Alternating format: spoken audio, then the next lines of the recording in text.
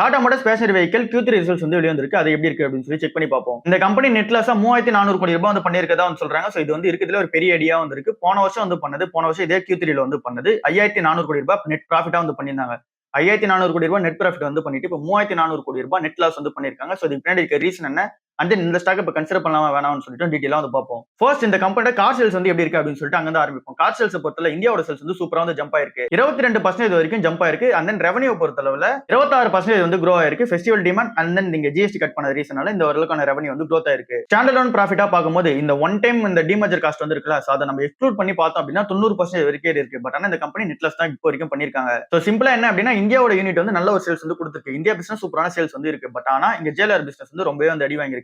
இங்க JLR business தான் ரொம்பவே முக்கியமான பிசினஸா இருக்கு. ஏன் அப்படின்னா இங்க டாடா மோட்டார்ஸோட பேசஞ்சர் வெஹிக்கிள்ல இங்க ரெவன்யூ அண்ட் தென் ப்ராஃபிட்டா நம்ம 3 பங்கா பிரிச்சு அப்படின்னா அதுல 2 பங்கு மேக்ஸிமம் வரது வந்து இங்க ஜேஎல்ஆர் கிட்ட தான் வருது. மீதி இருக்க இந்த ஒரு பங்கு தான் பேசஞ்சர் வெஹிக்கிள் அந்த ஈவில இருந்து வருது. சோ அப்படி நம்ம பார்க்கும்போது இந்த 2 பங்கு இருக்குல்ல, அதுதான் 70% ஆஃப் த ரெவன்யூல வந்து கான்ட்ரிபியூட் பண்ணுது. அதுதான் ப்ராஃபிட்லயும் வந்து கான்ட்ரிபியூட் பண்ணுது. சோ அந்த ஒரு ஜேஎல்ஆர் பிசினஸ் வந்து சூப்பரா போகணும். பட் ஆனா அந்த ஜேஎல்ஆர் பிசினஸ் அடி வாங்கின ரீசனால இந்தியா பிசினஸ் வந்து சூப்பரா பெர்ஃபார்மன்ஸ் கொடுத்தாலுமே இங்க வந்து ஜேஎல்ஆரோட சேல்ஸ் வந்து கம்மியா இருக்கு. அண்ட் நீங்க ரிசல்ட்ஸ்மே வந்து கம்மியா வந்து கொடுத்துருக்கு.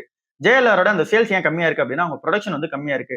50,000 யூனிட் ஆஃப் த வண்டி வந்து இவங்களால வந்து வெளியே கொடுக்க முடியல. ஏன் அவங்களால அந்த 50,000 யூனிட் வந்து வெளியே கொடுக்க முடியல, அந்த ப்ரொடக்ஷனே அடி வாங்குது அப்படின்னா சைபர் அட்டாக் வந்து நடந்துச்சு. சோ அந்த சைபர் அட்டாக் நடந்த ரீசனால இந்த கம்பெனியோட ப்ரொடக்ஷன் வந்து பண்ண முடியல. சைபர் அட்டாக் ஹேண்டில் பண்றதுக்கே இவங்களுக்கு வந்து 64 மில்லியன் யூரோஸ் வந்து தேவைப்பட்டுச்சு. இது கூடவே அதர் எக்ஸெப்ஷனல் காஸ்டா வந்து பார்க்கும்போது 194 மில்லியன் யூரோஸ் வந்து தேவைப்பட்டுச்சு. சோ டோட்டலா 260 மில்லியன் யூரோஸ் வந்து இந்த ஒரு சைபர் அட்டாக் நடந்த ரீசனால இவங்க ஸ்பெண்ட் பண்ண அமௌண்டா இருக்கு. அதுக்கான காஸ்டா வந்து இருக்கு.